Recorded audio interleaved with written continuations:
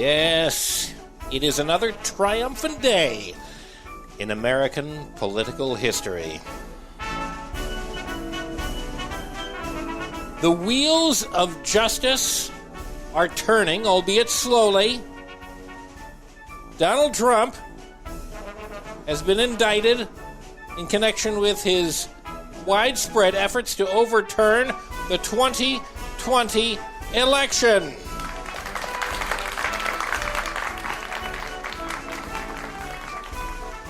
The indictment was filed by Special Counsel Jack Smith in Federal District Court in Washington.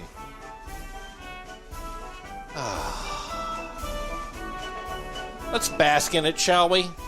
Just a moment. We have so few moments. We really should bask in them when we can. Take it in, ladies and gentlemen. A moment of American democracy on the ascendant. Can you feel it? Can you feel some hope in this vast desert of accountability? Can you feel a little bit of positivity? I can.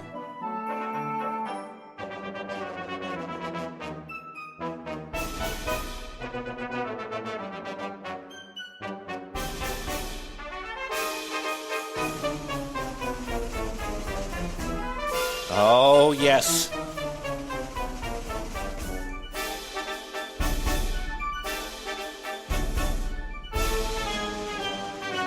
Play it!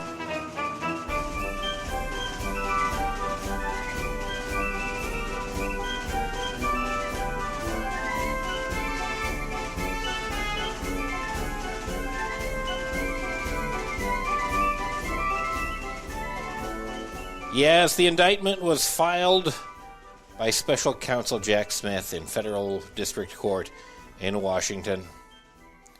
It accuses Mr. Trump of 3 conspiracies.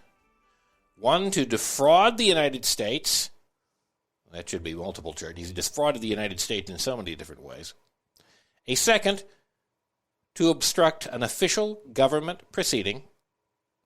And 3rd, to deprive people of civil rights provided by federal law or the Constitution. Mr. Trump is also charged with a 4th count of obstructing an official proceeding. Oh, this is Facepalm America, by the way. I'm Beowulf Rockland, facepalmamerica.com. The indictment, not that that last part is important, the indictment said Mr. Trump had 6 co-conspirators, but it did not name them. However, the descriptions of their behavior in the indictment make it clear who some of them are. For instance, the behavior of co-conspirator 1 appears to be Rudolph W. Giuliani. You know, good old Rudy, America's mayor. And Mr. Trump's personal lawyer, who Mr. Trump put in charge of efforts to deny the transfer of power after Mr. Trump's main campaign lawyers made it clear it was over. The charges signify an extraordinary, and take this in, take in these words from the New York Times, an extraordinary moment in United States history. Because with what we've been through, honestly, having had one extraordinary moment in U.S. history after another over the past several years, take a moment to process what is happening here. And I think the writer of this is doing that as well. A former president, in the midst of a campaign to return to the White House, now in 2023, being charged over attempts to use the levers of government power to subvert democracy and remain in office against the will of the voters. We're so used to hearing about it, but it really is stunning when you stop to try and process that for a moment. A federal grand jury returned the indictment a little over 8 months after Attorney General Merrick B. Garland appointed Mr. Smith, a career federal prosecutor, I don't know why I said it that way, to oversee both the election tampering and classified documents inquiries into Mr. Trump. It came just over a year after a House Select Committee held high-profile hearings on the January 6th attack and what led to it that laid out extensive evidence of Mr. Trump's efforts to reverse the election results. Mr. Trump now faces 2 separate federal indictments. In June, Mr. Smith brought charges in Florida accusing Mr. Trump, the current frontrunner for the 2024 presidential nomination for the Republican Party, of illegally holding on to a highly sensitive trove of national defense documents and then obstructing the government's attempts to get them back. He is scheduled to go on trial in that case in May. And of course, they just updated that, as we on this podcast told you, because it was revealed that he tried to have the tapes of the documents being moved around his Mar-a-Lago estate erased.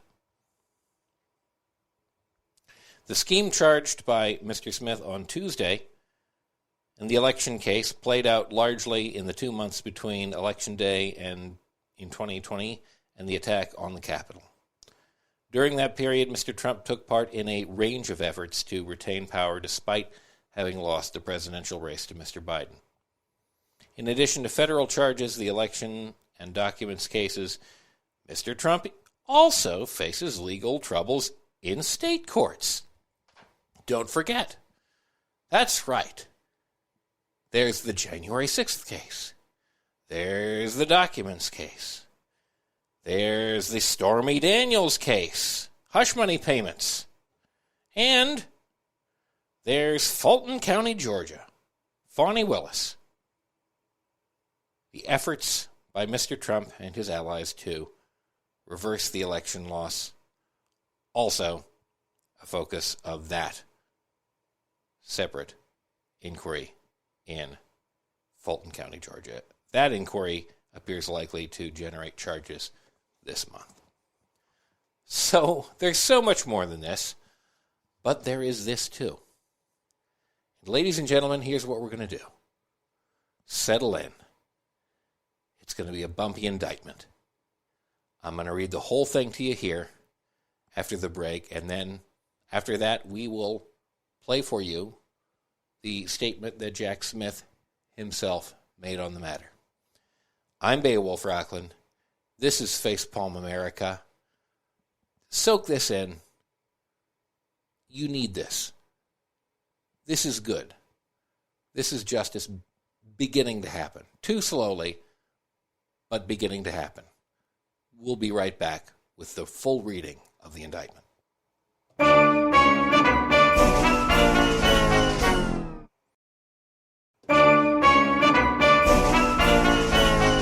Facepalm America, I'm Beowulf Rockland. Okay, here we go.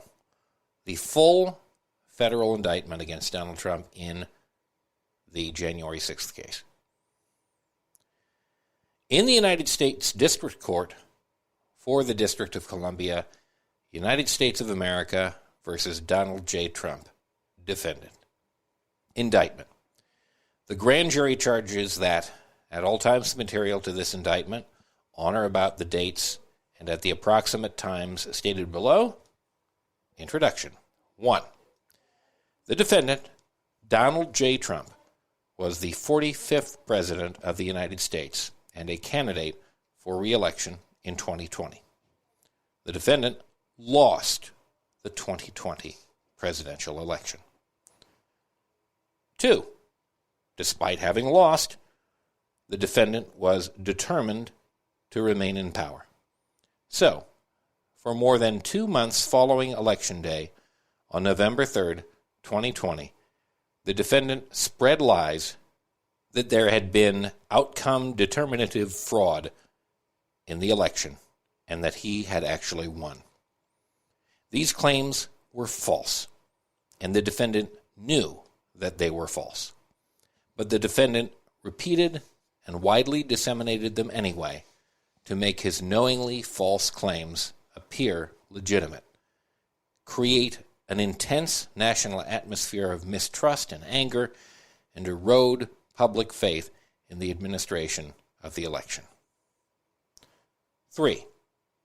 The defendant had a right, like every American, to speak publicly about the election, and even to claim, falsely, that there had been outcome-determinative fraud during the election and that he had won. He was also entitled to formally challenge the results of the election, and through lawful and appropriate means, such as by seeking recounts or audits of the popular vote in states or filing lawsuits challenging ballots and procedures. Indeed, in many cases, the defendant did pursue these methods of contesting the election results. His efforts to change the outcome in any state through recounts, audits, or legal challenges were uniformly unsuccessful. 4. Shortly after Election Day, the defendant also pursued unlawful means of discounting legitimate votes and subverting the election results. In so doing, the defendant perpetrated 3 criminal conspiracies. A conspiracy to defraud the United States by using dishonesty, fraud, and deceit to impair, obstruct, and defeat the lawful federal government function by which the results of the presidential election are collected, counted, and certified by the federal government in violation of 18 U.S.C. 371. B. A conspiracy to corruptly obstruct and impede the January 6th congressional proceeding at which the collected results of the presidential election are counted and certified, the certification proceeding, in violation of 18 U.S.C.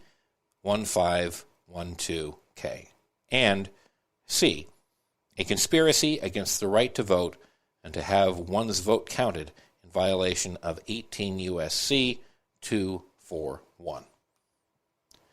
Each of these conspiracies, which build on the widespread mistrust the defendant was creating through pervasive destabilizing lies about election fraud, targeted a bedrock function of the United States federal government, the nation's process of collecting, counting, and certifying the results of the presidential election, the federal government function. Count 1. Conspiracy to defraud the United States, 18 U.S.C. 371. The allegations contained in paragraphs 1 through 4 of this indictment are realleged and fully incorporated here by reference. The conspiracy. From on or about November 14th, 2020, through on or about January 20th, 2021, in the District of Columbia and elsewhere, the defendant, Donald J. Trump, did knowingly combine, conspire, confederate, and agree with co-conspirators, known and unknown to the grand jury, to defraud the United States by using dishonesty, fraud, and deceit to impair, obstruct, and defeat the lawful federal government function by which the results of the presidential election are collected, counted, and certified by the federal government. Purpose of the conspiracy. The purpose of the conspiracy was to overturn the legitimate results of the 2020 presidential election by using knowingly false claims of election fraud to obstruct the federal government function by which those results are collected, counted, and certified. The defendant's co-conspirators. The defendant enlisted co-conspirators to assist him in his criminal efforts to overturn the legitimate results of the 2020 presidential